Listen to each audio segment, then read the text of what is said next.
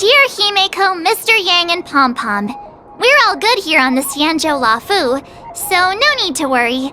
By the way, how's your trip going? As for me, I've somehow become the apprentice to 2 Cloud Knight sword masters, and I've been honing my sword skills with their guidance. One of them is Yanqing, the boy we've all met before. The other is Yun Li, the granddaughter of General Hua Yan from the Xianzhou Juming. Both masters are super strict, giving me a real taste of how hard sword training can be. I tried to drag her into this, but she refused. Then I tried to rope Dan Heng in, but Master Yanqing wouldn't have it. Still, I didn't let the difficulty get to me. In just a few weeks, my sword skills have improved a lot. Both my masters think I have unique talents in swordplay, and are literally fighting each other to teach me their skills. Thanks to their guidance, I've actually made some progress. When I get back to the Express, I'll definitely show off my skills and impress you all. Looking forward to your reply. Yours, March 7th.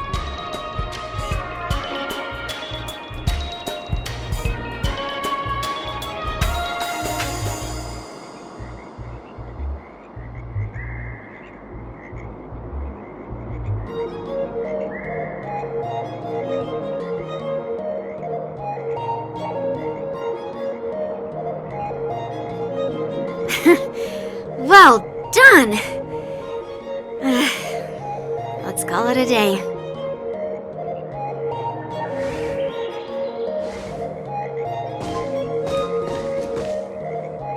Miss March's sword skills are really coming along. She'll hold her own just fine in the war dance. Perhaps I might have a shot at beating both masters in the ring?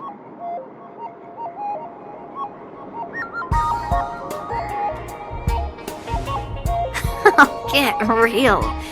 You've only been practicing for a short while. How could that possibly happen? With your talent, Miss March, if you dedicate a few more decades to training, you might eventually be able to defeat Yun Li. Decades? But I'll be an old lady by then. No. Can you believe it? March 7th has actually become a pretty decent swordmaster in such a short time. Now I understand why Grandpa always had a grin on his face while training me. Are you sure he wasn't laughing at you? Oh, shut up! It's all thanks to your amazing guidance, masters. Miss March, you're really getting the hang of wielding dual swords. If you're keen on advancing, trying out different Xianzhou blades can improve your touch. Let me see. Which sword is the most powerful? Single sword? Great sword? Or maybe a flying sword? There's no such thing as the most powerful sword. It's all about the skill of the swordmaster. Yanqing wields several flying swords, while I only wield one. But remember how I kicked his butt at the Alchemy Commission? First, you didn't kick my butt. Second, you'll never kick my butt. Third, how about we settle this right now and see who kicks whose butt? Yeah, I'm up for that. And if I kick your butt, you'll drop out of the war dance. Deal? Why are you two arguing again? I thought things had been improving between you lately. There was talk that the leading disciples of the Law Fu and Juming generals were supposed to face off in the war dance, but for some reason, they suddenly teamed up to train an apprentice of their own. Turns out the rumors are true.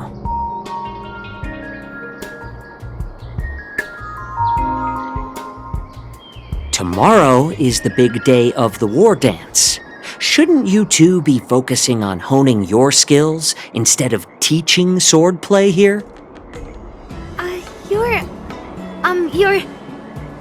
Oh, that's right! You're the pink-haired fox from the Yaoqing!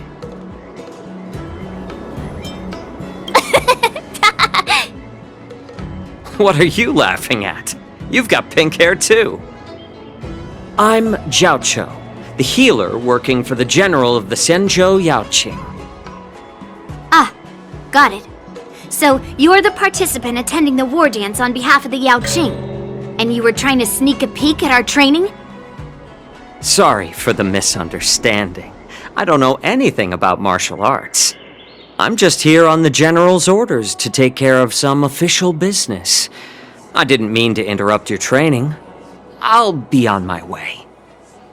If you know nothing about martial arts, why were you smirking earlier? Well, my curiosity got the better of me, I suppose. When I heard Miss March's pondering about what to learn, I couldn't help but wander over. From my professional experience, cleavers, slicers, chopping knives, and carving knives are all just tools. Kind of like frying, sautéing, boiling, and deep frying in cooking. They're just ways for people to show off their skills. How you use them really depends on the ingredients you're working with. It's like your sword teaching methods. If you align your ingredient, in other words, your apprentice's natural tendencies, with the right cooking method, by which I mean the teaching method that best suits her, she'll make double the progress in half the time. For example, golden eggplant tastes best when fried, cloud peppers when stir-fried, and yellow boulder beef when simmered. It's all about discovering the nature of the ingredients. Apprentice. All this talk about food is making me hungry. Aren't you a healer? Why are you talking about food? Well, it's just a metaphor. The medicinal school I follow on the Senzhou Yaoqing is called the Ranja School, that specializes in food therapy. So it's only natural that I know a thing or two about cooking.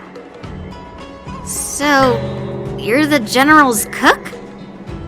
I'm a healer. But anyway, a cook who isn't interested in health doesn't make for a good advisor. Fine. Call me a cook if you want. Seeing the way you're looking at me, it's obvious you think I'm just some feeble academic who likes to blabber on about martial arts. But, in reality, I know a thing or two about killing. After all, the art of healing inherently encompasses both life and death. Why is this guy suddenly getting all serious with kids? Do you recognize this bottle of medicine in my hand? No. This is called tumble dust, an extract from an exotic flower named Yabra. Is it poison? Well, it depends on how it's used. With just one drop, it's able to numb a patient's body during surgery, making them painless throughout the entire process.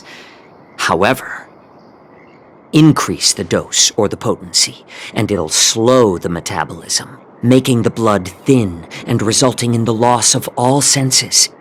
Even long-life species cannot escape its effects. This thing can save lives or take them.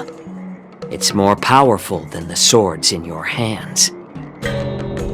That may be so, but still, I prefer settling things with a sword than, you know. Huh. Looks like I did get you all wrong. You're not a feeble scholar, but a sinister and despicable one. Hey, why the insults all of a sudden? I'm just sharing some medical knowledge here, not persuading you to poison anyone. Seems like you get real excited when talking about poison. I can't tell if that's an honorable thing or sinister. Picture this. 2 individuals. The one standing is full of malice. The other lying down is honorable and righteous. How can the one who's lying down label the one standing as sinister? In the throes of combat, where life and death hinge on a singular moment, every idea fades into nothingness. The only thing that matters is staying alive. Surviving the battlefield reshapes all notions of worth, be it integrity or treachery. In my eyes, their significance is negligible. Perhaps you've underestimated Yunli and me, Mr. Jiaoqiu. We may be young, but we've seen our fair share of war. Well, well, then you should know that the war dance is nothing more than a contest. So why are you so focused on it? When I was appointed as the ringmaster for the war dance, I asked the general, we Cloud Knights are supposed to charge into the fray and slay enemies. Why do we have to swing swords in a ring just to please an audience? And this is how the general replied. To unsheath your sword in a ring is no different than on the battlefield, as your sword reveals the might of all Cloud Knights. The war dance is the perfect chance to showcase martial virtue and forge alliances from all over the cosmos. When we unsheath the sword without drawing blood, we not only display our might, but also the martial virtue of the Cloud Knights. That's quite an insightful statement, Yanqing. Well, my apologies for being so short-sighted. I've been on the Luofu for quite some time, but I haven't had the chance to see the ceremony venue for myself yet. Hearing you speak so highly of it has piqued my curiosity. Would you mind showing me around? You want to see the Sky Splitter ship where the war dance will be held? Let's go! I bet Yunli and Miss March haven't seen it either, right? Well then, I'll give you all a tour.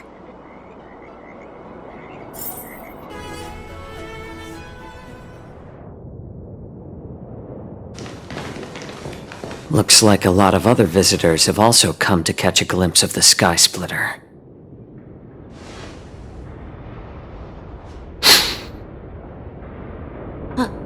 What's up, Mr. Jiaoqiu? No, it's nothing.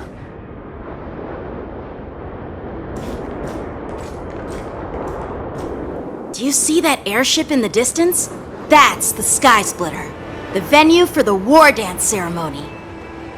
It doesn't look all that impressive from this distance.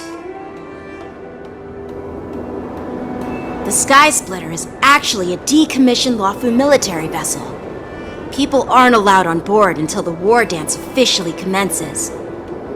Tomorrow, when the bell rings and the ceremonial cannons roar, I'll be there representing the Cloud Knights of the Xianzhou Luofu, standing in the ring, ready to take on challengers from all over the cosmos. Since I was a kid, I've been training in swordplay and the art of war under the general. Every day, I'd swing my sword 10,000 times, and then thrust it 10,000 times, repeating the process over and over. I understand that I'm not like other kids. I never envied the toys and freedom they all had. I never found sword practice boring or hard. Even in the thick of battle, facing down savage abominations, I never felt scared. Each day, I could feel myself getting stronger and stronger, and I racked up countless victories. It's the best feeling in the world. But then, I faced a really tough opponent, and just one slash shattered my confidence into 1,000 pieces. That's when I felt true fear for the first time. Maybe that's what Mr. Jiaoqiu meant by Life and death hinge on a singular moment. Every idea fades into nothingness. After that, I had to pick up the pieces and try to put myself back together. But no matter how hard I tried, I couldn't seem to find my old happy self again. I often ask myself, why do I wield my sword? If defeat is inevitable, why do I continue to fight? Is it to reclaim the joy of victory? To meet the general's expectations? Or to secure my honor among the Cloud Knights? While the general could teach me the art of swordplay, he couldn't teach me why I should keep on going. He said the reason must come from within myself. I've been struggling to find that reason. But after talking with you, Mr. Zhao Cho, I think I already have that reason in mind. As a member of the Cloud Knights and the General's apprentice, I've had a weight on my shoulders. And I know there's still more to shoulder. But when I wield my sword, it feels like I'm letting go of everything. I love the feeling of giving it my all, facing any obstacle in front of me, pressing forward. That's why I wield my sword. Oh, Yanqing. So young, yet so grown up. By the way, how old are you exactly? Age doesn't really matter. All swordmasters will understand how I feel. I get it. Looks like all the kids on the Luofu live tough lives. So, how about you, Miss Yunli? It's not polite to ask a girl her age, no matter which Xianzhou ship you're on. I'm not asking your age. I'm asking if you have a dream like Yanqing has. You don't talk like a cook. You sound more like a TV host or something. Need I repeat myself again? I'm a healer. Well, I don't have a dream like Yanqing does. The only reason I'm participating in the Ringmaster's Challenge is because I made a promise to my grandfather. I want to win the precious sword he's contributed to the war dance. Sounds like that mind of yours is just filled with swords. I bet you've got nothing better on your mind. My father was a craftsman on the Xianzhou Juming. Because of his foolishness, many innocent people fell victim to the cursed swords he forged. Since I was a kid, it's been clear to me that not everyone deserves to have a weapon in their hands. Giving them a sword is no different than being cruel to the innocent. So, whenever I come across someone unworthy of a sword, I can't help but want to take it away from them. Given that Yanqing is the war dance ringmaster, I'm stepping up to challenge him. To ensure the precious sword doesn't fall into the hands of an unworthy master. Hey, what do you mean by an unworthy master? I see.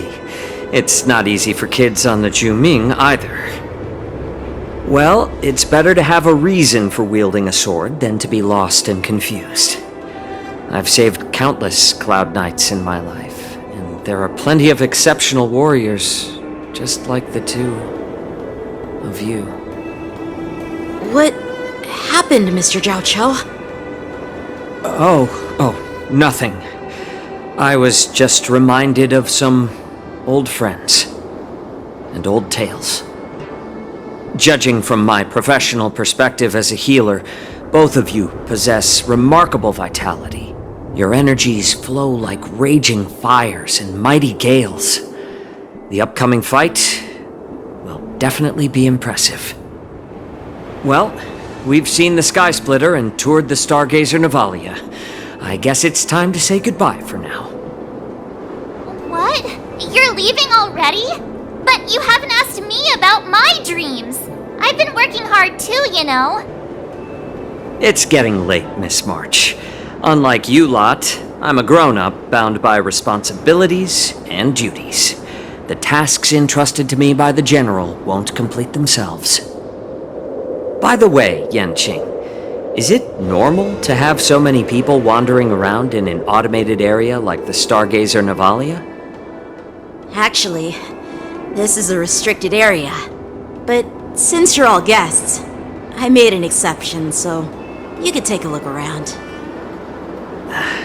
I understand. Well, I'll take my leave. I wish you both the best of luck in the ring tomorrow.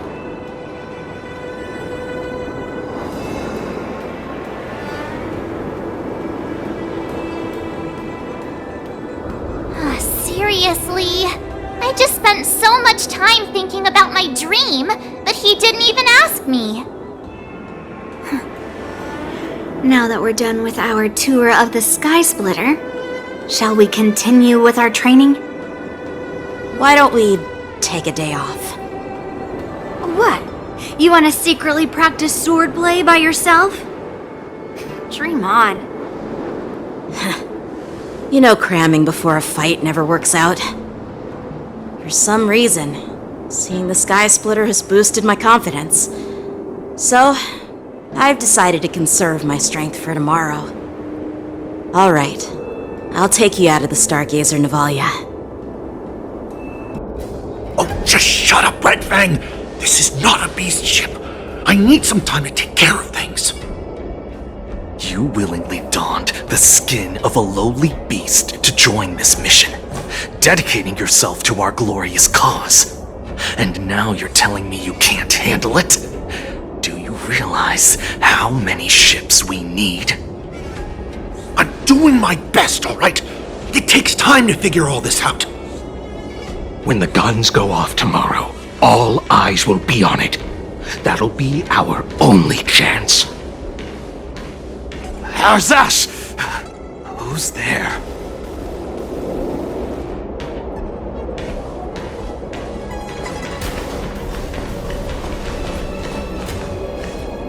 Who are you guys?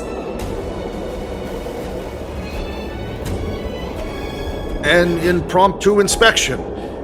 Why are there outsiders loitering in Stargazer Navalia? And a bunch of kids at that. Hey, kids, didn't your parents ever tell you to stay away from the Stargazer Navalia? I know it's an automated facility, but it doesn't mean you can just break in and do what you want.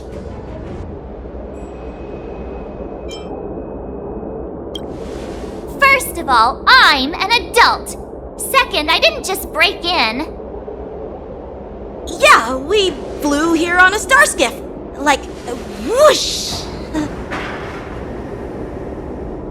Well, I'm not trying to tell you off, but this place is off limits to the public, you know? Big sis, let's go. I want to play in Ever Hunt Planes.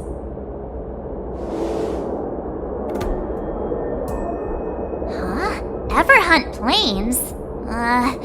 Yeah, sure. The big sis will take you there.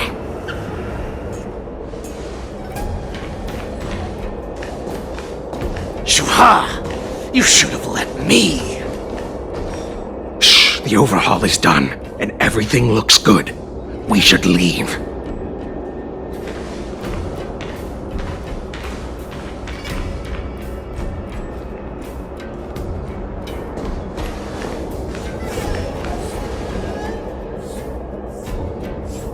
Could you repeat what you just said, Yanqing?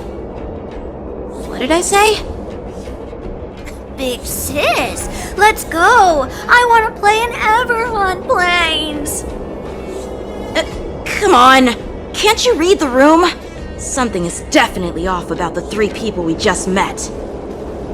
Yeah, anyone could see that. I just wanted to hear you say it again. That pink-haired box tried to say something. I'm pretty sure he sensed something fishy. Since he's not familiar with this place, he just dropped us a hint. But you didn't seem to be paying attention at all. I knew that from the beginning. That Cloud Knight didn't recognize Master Yanqing at all. That's really weird. What? Is he famous on the Luofu or something? Not even the Cloud Knights on the Juming, who all know my glorious name, might recognize my face. You have a point. A Cloud Knight, a member from the Skyfaring Commission, and a craftsman. They're from various departments, and the reason for the overhaul seems legit. But one of them blurted out some weird language just now. Did you hear that? I have a feeling that if we secretly tail them, we'll definitely catch these guys in the act. Follow my lead, and be careful not to blow our cover.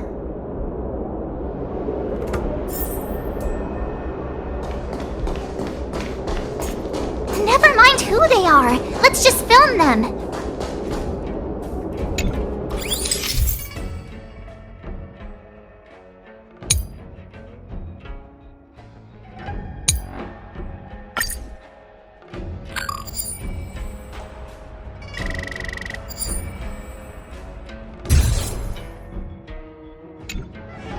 We should have just killed those lowly beasts. Those little brats won't take up much space. There are boxes all over this place. Just dump them into one and no one will notice. Cut the theatrics, Grulok. Even the slightest slip-up could interfere with Lord Moktok's plans. So where are we heading next? To check the freight skiffs. We've got a lot of preparations to do. Also, don't forget to take those crates with you. Weapons, supplies. We've got to be well prepared. Otherwise, we're screwed. So, are they smugglers? What exactly are they up to? I have no clue, but they seem to be moving those crates. I've got an idea. We can hide inside the crates and follow them.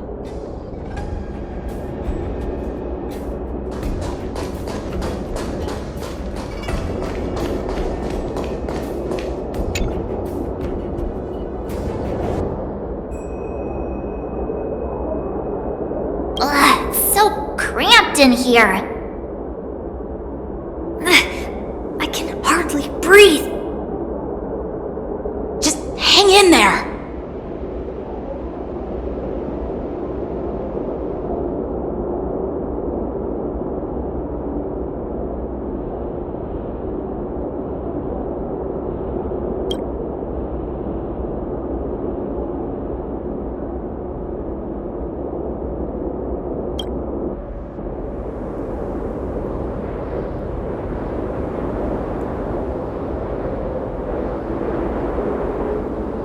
Let's just put the cargo here for now, all right? Then we'll move on to inspect the ships. Lord Moktok said that as soon as we're done, we're to board the freight skiff and leave this place. Don't worry, I've changed the shipping schedule. You two, come with me. Is it just me? I keep smelling that stench of lowly beasts everywhere we go. Don't be so paranoid.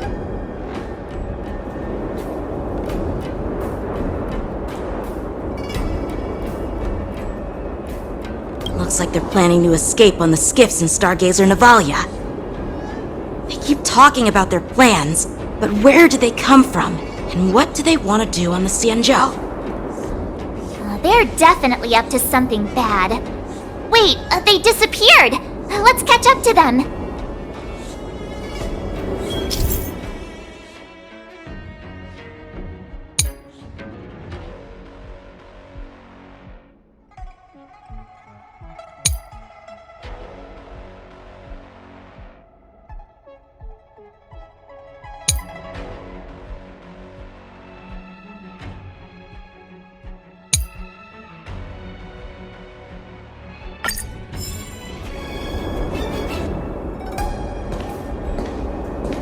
Tread softly, breathe quietly, and make sure to keep an eye on them.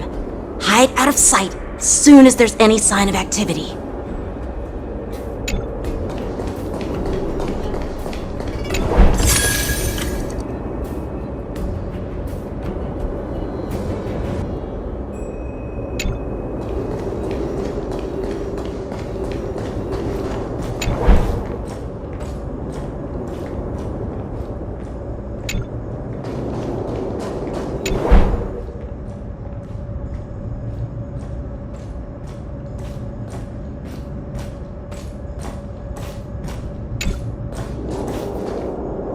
be so paranoid. We're running out of time. Get over here! Shuhard, I'm coming!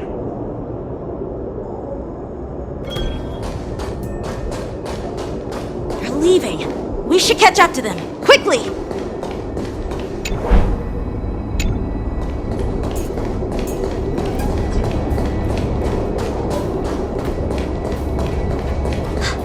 Did he spot us? Quickly, hide!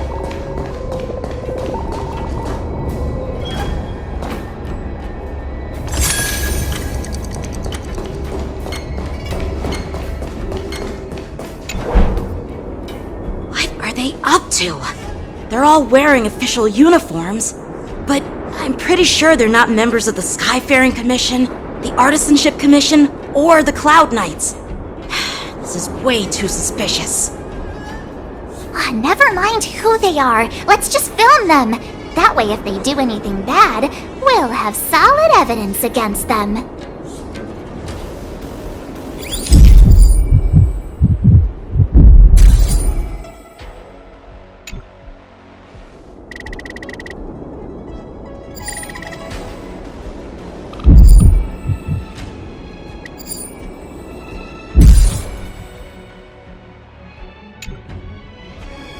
Look at this.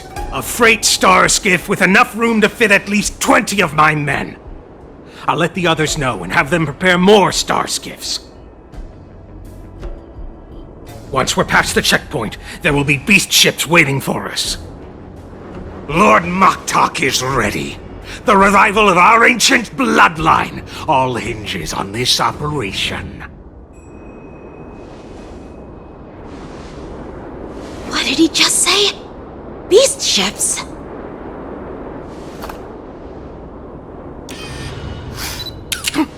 Who's there? It's those brats! I told you to get rid of them, but you didn't listen, you idiot! Wipe them all out!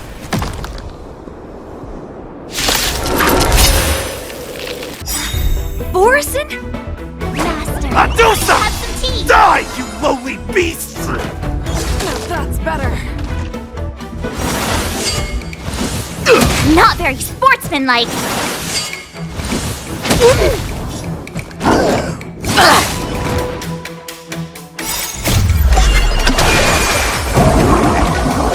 What's in your prescription? Incapacitating!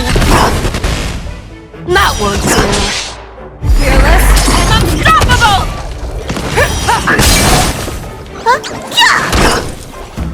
Too slow.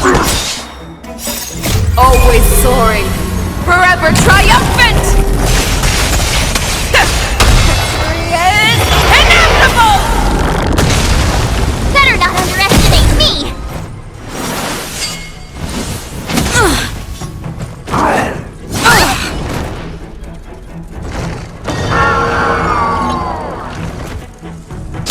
Near your colors burst! Ninjutsu secret technique! Dazzling obliteration! Never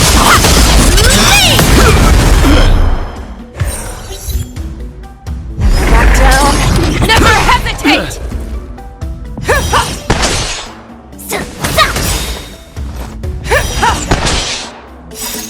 Azure Dragon, White Tiger, eating less carbs. Watch this!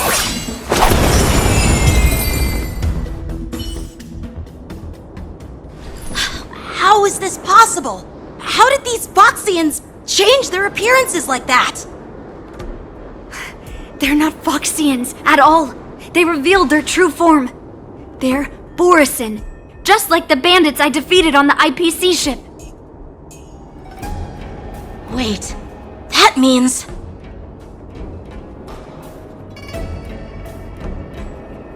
Well, how did the Borison manage to infiltrate the Cienjo? It's not just a simple disguise of wearing our clothing and shaving their whiskers. They're somehow able to alter their appearance to be indistinguishable from Foxians. They even have official IDs for the Skyfaring Commission, the Artisanship Commission, and Even the Cloud Knights? Let me check this fake Cloud Knight's tag. Maybe it'll give us some clues. Lujun, an officer of the Patrol Defense Squad? Wait! What's the matter? I encountered a patrol officer named Lujun before. It was a few weeks ago, when we were transporting the Borison prisoners. If they can forge official identities and move around the Xianzhou without raising suspicion... Oh no, this is bad. Even worse. If you find one cockroach on the Express, it usually means... There are more Borison hiding on the Xianzhou. I bet their plan is much bigger than just stealing information. We've got to report this to the Seat of Divine Foresight.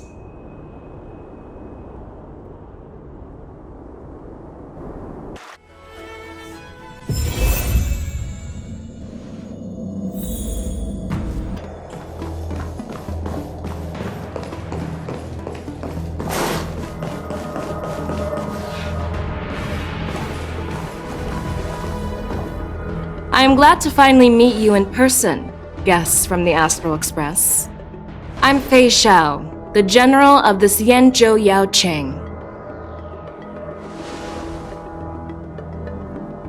Let me introduce our guest to you. The one dressed in green. He's the reincarnation of Imbibitor Lune, and the person behind him is the newest member of the crew. I've heard a lot about you. Outside the reports from the Law Fu, the Skyfaring Commission of the Yaoqing has also gathered plenty of information about both of you. I've been eager to meet you face to face for reasons that I'm sure General Jing Yuan has explained, right?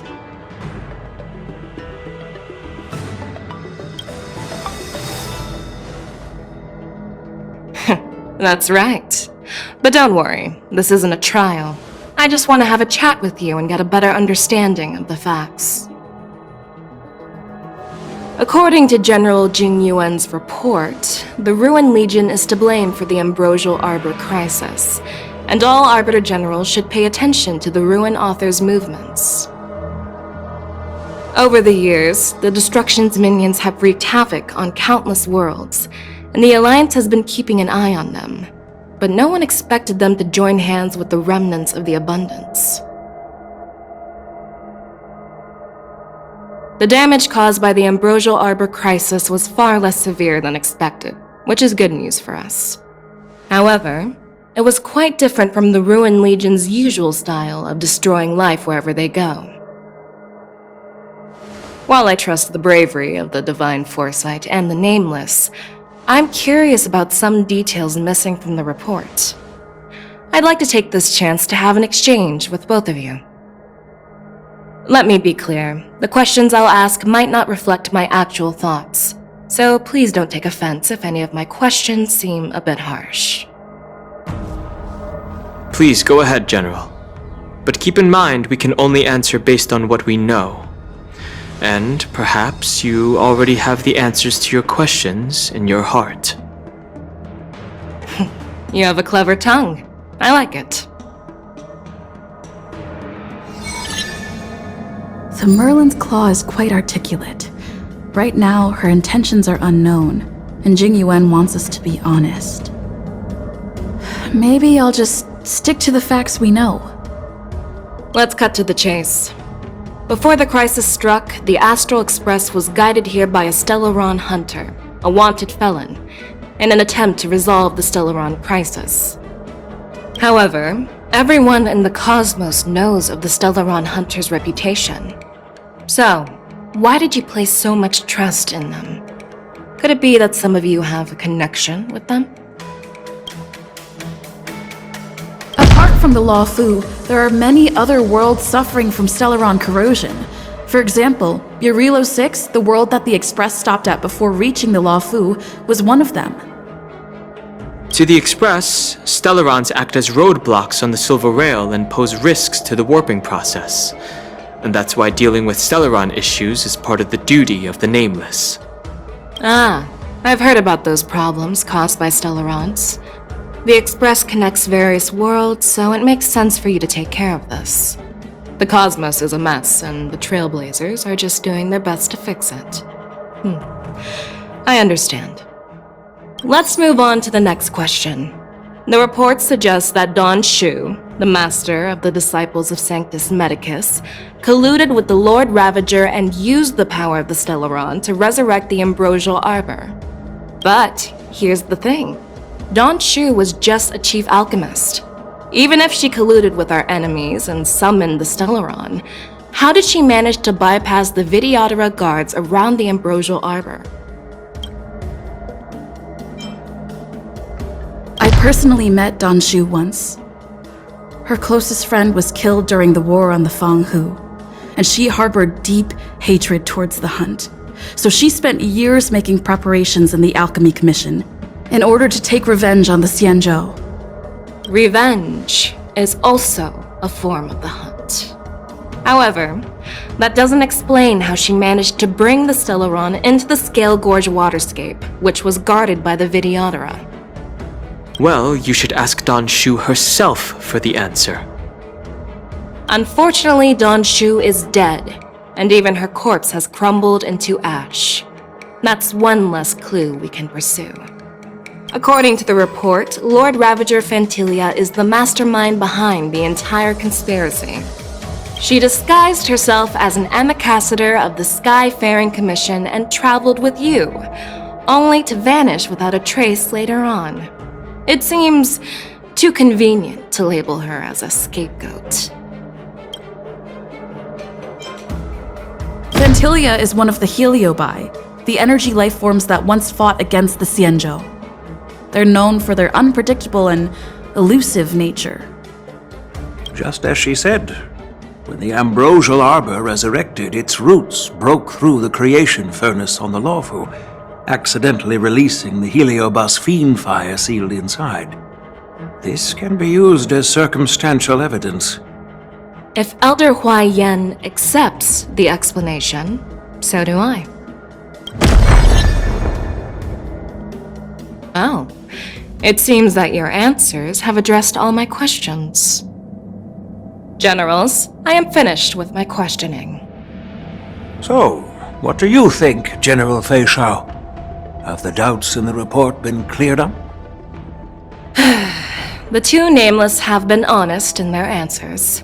Even though there are some tricky details, my intuition tells me there is nothing wrong.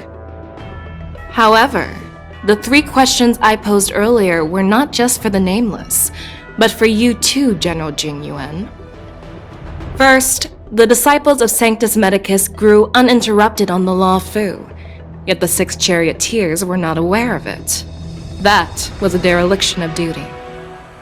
Second, you believed in the Stellaron Hunter's prophecy and entrusted outsiders to solve the crisis, even granting them access to the Plague Mark. That was a dereliction of responsibility. Third, you insist on holding the war dance right after the Ambrosial Arbor crisis, putting the Lawfu back in the spotlight. That is a dereliction of wisdom. Merlin's Claw. Is this your line of thinking, or the 10 Lords? From the moment I walked in, I made it clear that the questions I'd ask might not reflect my actual thoughts. The Disciples of Sanctus Medicus were deeply rooted and had been plotting for a long time. I admit it was my negligence for not noticing it earlier. As for the Stellaron Hunter's prophecy, I didn't believe all of it, but in the end, the Lawfu did survive the Ambrosial Arbor crisis. So, I think it's safe to say that Elio's prophecy about the future holds some merit. And as for the war dance, do you think I'm unaware of the risks? However, risks can also be opportunities. The Lawfu has lain low for too long. I believe it's time to stir up the dregs hidden in the depths and wash them away once and for all. Just as I expected from our sophisticated sophisticated divine foresight.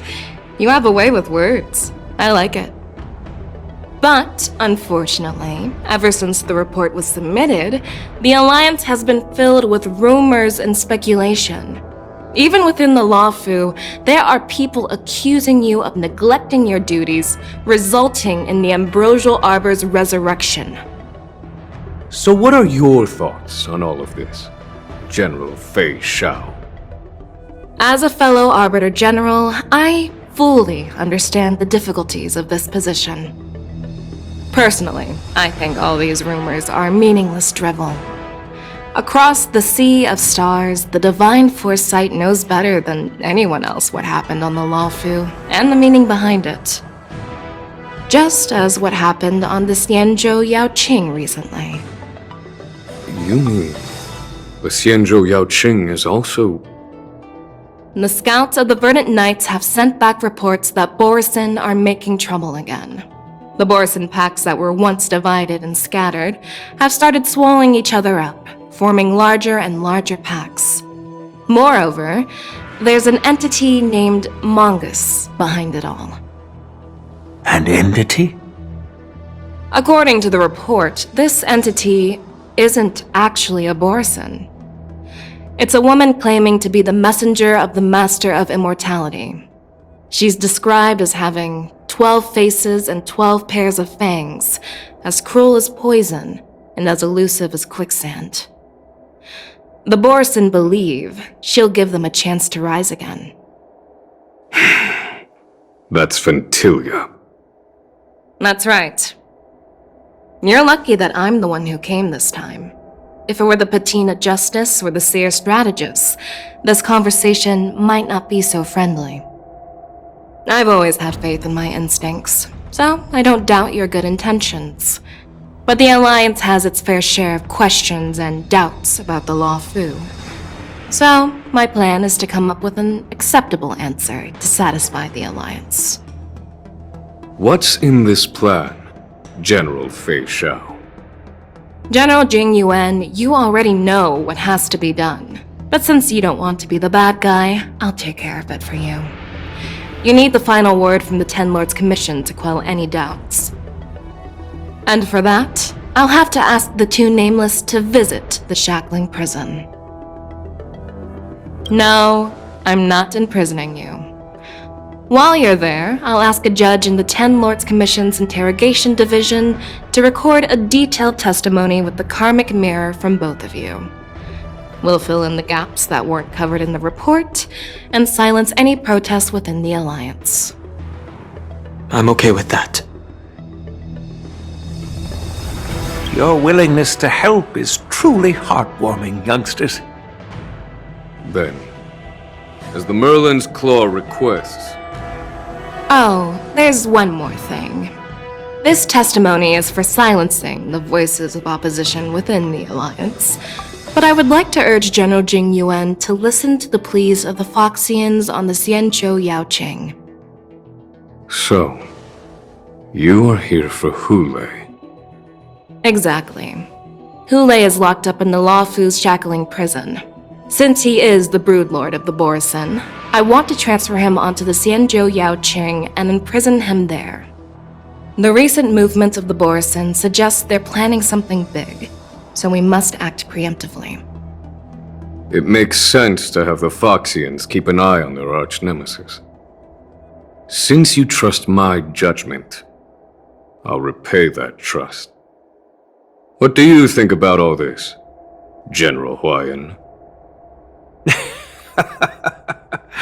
I was worried this would turn into a heated argument, but it seems like both of you are on the same page, solving each other's problems. I couldn't have asked for a better outcome. And as for Hulei, I'll send my lieutenants Zhao Chou and Moza to check on his condition in prison and ready him for transport. If there are no more questions, shall we get this started?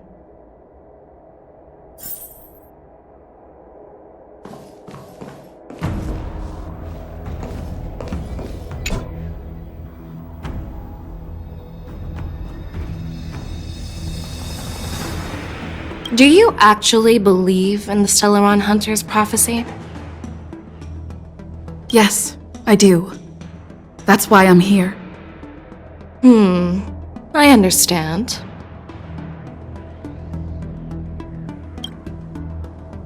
While words can be deceiving, your gaze, your breathing, and your scent, they reveal more than your words do.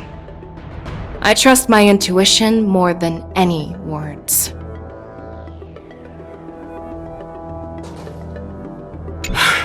I'm really sorry about all this. But the testimony in the shackling prison won't take up much of your time. I'll call for a messenger to take you to the interrogation division. You just need to give your testimony, and then you can head back. So no need to worry. As you wish, General.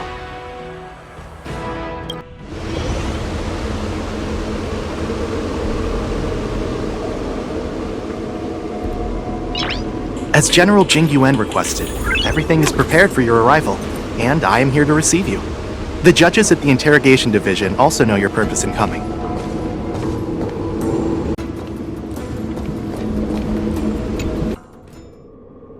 The shackling prison. I didn't expect to be back here after all these years. Dan Heng. Don't worry about me. If you're ready, I'll open the gate for you.